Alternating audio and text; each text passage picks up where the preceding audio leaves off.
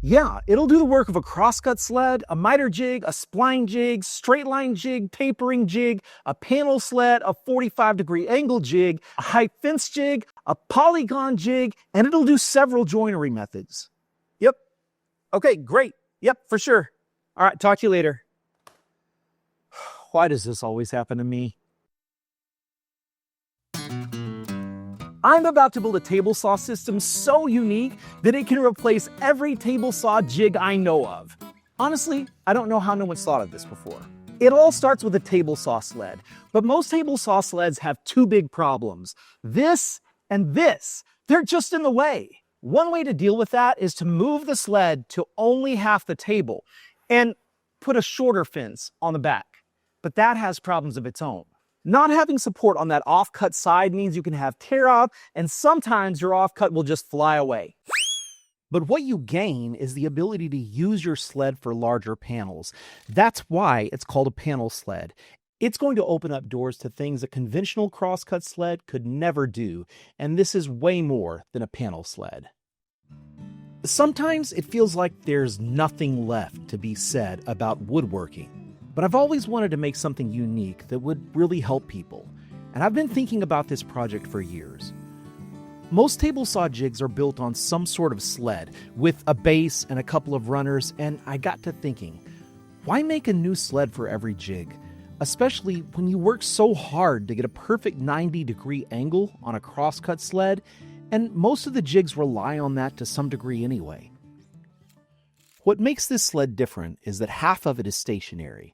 It's only there to support the offcut, which you need if the offcut is going to be part of your final project. And when you don't need that, it can just stay on the shelf. Besides, half a sled is lighter than a whole sled. And people complain about heavy table saw sleds, and part of me is like, bro, do you even lift? But I also know that space is at a premium in most workshops, including mine, and that's part of the reason for combining all these jigs into one system. So what I've done here is laminated two pieces of plywood together and just stuck them on top of this, inserted the T-rails with epoxy. Now that's important. The reason I did it with epoxy is because there's not enough room for screws. I don't know if you can see that, but epoxy works really well. To get this fence just as square as possible, I put in a pivot screw on this side only and left this side loose. Then I got just a speed square.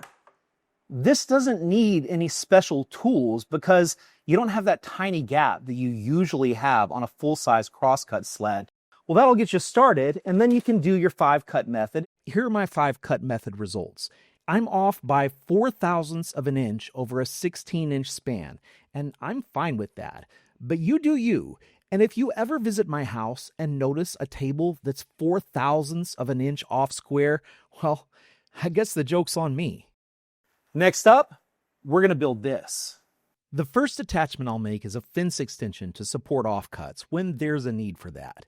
It prevents tear-outs, but it also keeps little pieces from flying away. It attaches to the fence when I want it and comes off when I don't. Oh, hey! I'm so glad you like it. Yep, every jig I know of. Okay, great. Yep, for sure. All right, talk to you later. Why does this always happen to me? I'm glad they like it, but that means I'm locked in, and I just found out that Rockler makes something kind of similar. Rockler's crosscut sled is also a panel sled, and they sell a drop-off platform separately. Which really leads me to a question. Am I just kidding myself? Have you ever had an idea for something that you thought was cool, but realized it probably wouldn't go anywhere because, you're you. You don't have a tool company or great connections. You're not Rockler. And yeah, they make a split sled for $250, but it doesn't do what this will. By making the miter bar separate from the back fence, I never lose that precise 90-degree angle that I worked so hard to get. But that's actually the easy part. Look at this thing. This is going to be a tapering jig. You can't do tapering on a normal table saw sled because the back fence gets in the way. With this, I can have a full-size table leg fit on there and I can still do my tapering. And there are so many other jigs I can add to this. These are basically two versions of the same thing. This wider one I'm using for tapering. I made these slots by drilling a hole in each end and connecting them with a jigsaw. This one I'm using more as a miter bar and for other things that I might get into later. It's made the same way, but the slot is drilled along the length of the board. I think it's pretty cool, but what do I know? I'm just a regular guy that makes things in the garage. I don't have a bunch of fancy tools or a million followers on social media, but maybe you can relate. You know, just because people like you and me don't have those things, it doesn't mean we can't come up with a great idea every now and then. I've honestly come up with a lot of them, but most I've forgotten over time. Others I never showed anybody, and others I've shown to family and friends who sort of humor me by pretending to care when in reality they have no idea what it is or what it does. But here's the thing. If it really is a good idea, maybe somebody will care. Maybe somewhere on the other side of the internet, there's an aspiring woodworker that really needs your idea, and that's what's awesome about the internet. If you haven't figured it out yet, this is a spline jig. It helps you make fancy picture frames and those splines you put in the corners. Not only do they hold it together, but they give it that handmade look. Now, a spline jig may look complicated, but it's really simple. All it is a 90-degree angle set up at a 45-degree angle, so it's kind of flying in the air here. Everything else is just support. I have these support blocks, but I could have just put a board against the back and that would have done the same thing. The rest is something for it to sit on and something up against the back, and none of this needs to be precision. If you want a perfect precision joint, this alone won't do it. For that, you're going to need a 45-degree angle jig, which is another 90-degree angle, but this time set on its side. Now, again, this is something that you could put on runners and build as a jig on its own, but why? I already have the runners, I already have the angle that I need, so I'm just going to make a spacer here so that I have room for the two sides, and then I'm going to run the two sides in the 45 degree. Look, you see what I'm doing. And when I bring those sides together, it's perfect-ish. Next, I'm going to make a high fence jig. Well, not really. It's really little. It's going to do tenons, but that's basically the same thing a high fence jig would do, except instead of being some massive behemoth of a jig, it's just 3 little pieces of wood that are pushed up against that back fence to make sure they're at a right angle. And all we really need for this is a right angle and something to support it, and then we can just clamp the work to that. As you see, once I run it through with just a few little pieces of wood, we can get the same results. Mortise and tenon joinery is important for making tables and all kinds of projects in woodworking. So this is a job you want to get right, and look at the results. Not bad. Mortise and tenon joints involve 2 parts. First, there's the tenon, and then there's the mortise, which is the hole it slips into. It's a very common and a very strong joint used in furniture, but this can help with other kinds of joints too.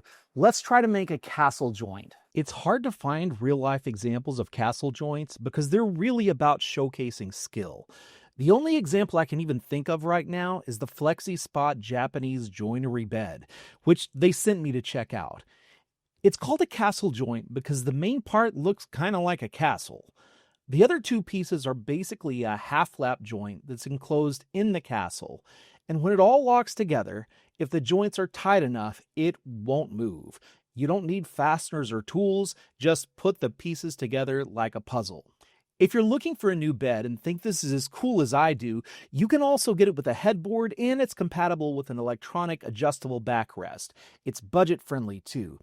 They say it supports up to 1,200 pounds, but I'm not going to test that. I will be testing the 10.2-inch clearance because it gives me another horizontal surface to keep my junk, and I can never have too many of those. Click the link in my description and use the code WORKSHOP for $20 off your Japanese joinery bed. Thanks to FlexiSpot for sponsoring this video. Their castle joints are prettier than mine.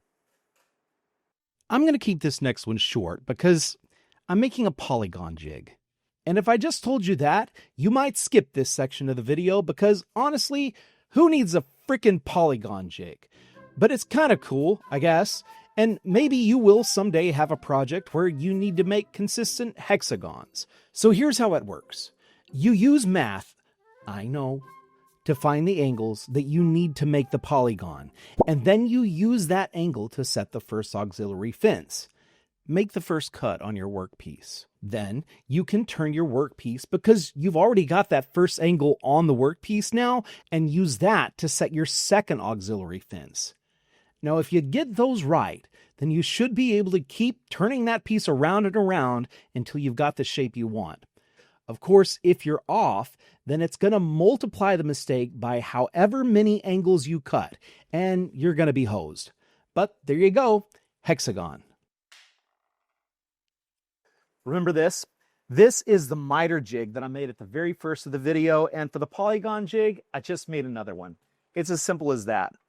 Next, we're going to the king of old-timey woodworking joints, the dovetail joint.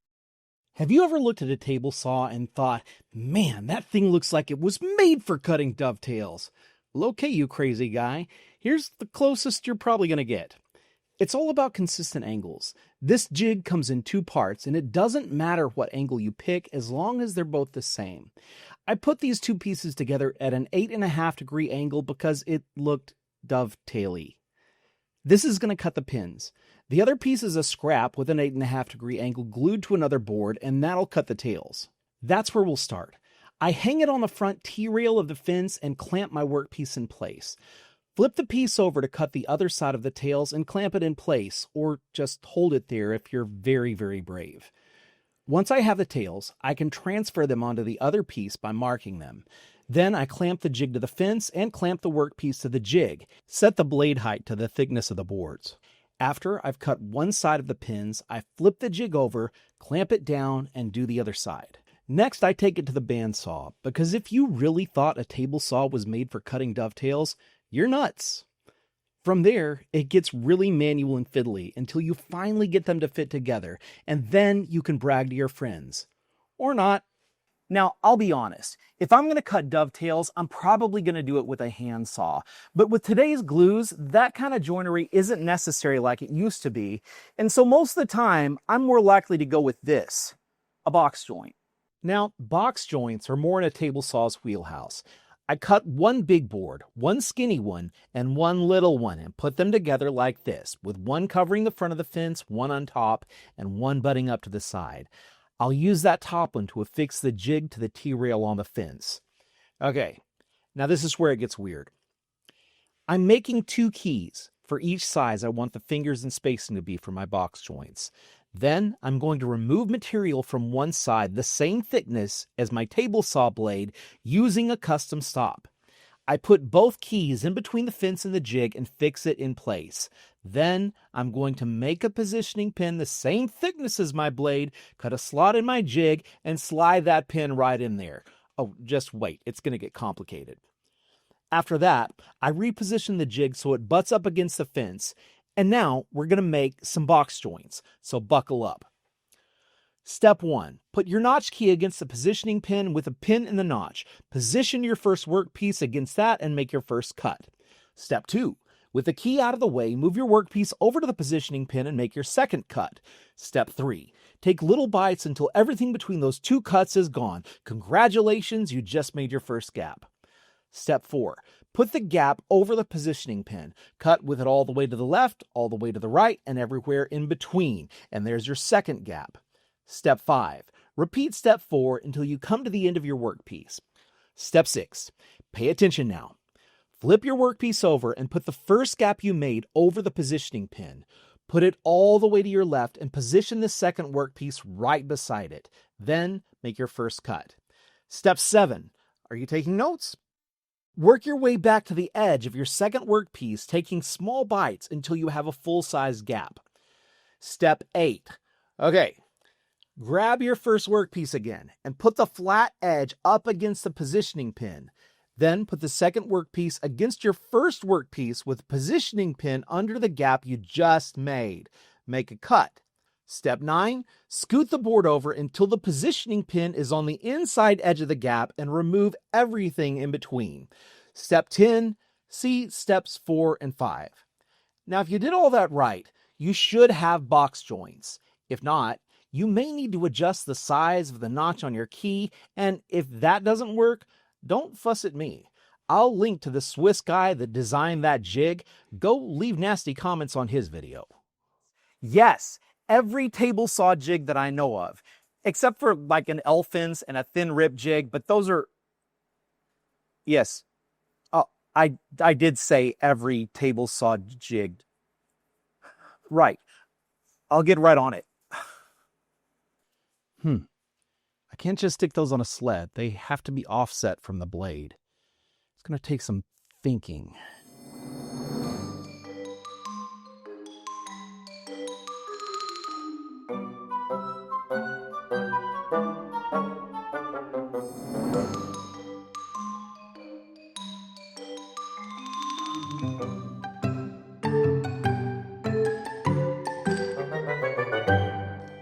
Fine. I can make an Elfins by turning this piece around and adding 2 threaded inserts. Then I take this piece I made earlier for tapering, put it on top, and fasten it down. If I want it higher, I can put spacers underneath. Boom, Elfins. Now I'll turn it on its side, add another threaded insert, put in a long bolt that can be adjusted for whatever I want to make, and I have a thin rib jig. And that, friends, is every table saw jig I could find on YouTube in one system. I did it! I made every table saw jig fit into one system. Oh, Daddy, I knew you could do it. I'm so proud of you. Also, come in for dinner. Okay. It's like the Swiss Army knife of table saw jigs. Wait, that gives me an idea. No Swiss Army knife is complete without 2 things. You gotta have the toothpick. You've just got to. And also, you need to have a bottle opener. Find me another table saw system with that. I'd like to offer a special thanks to my Patreon members. This video wouldn't have been possible without you. And to all of you, I'll see you on the next episode of Worst Workshop.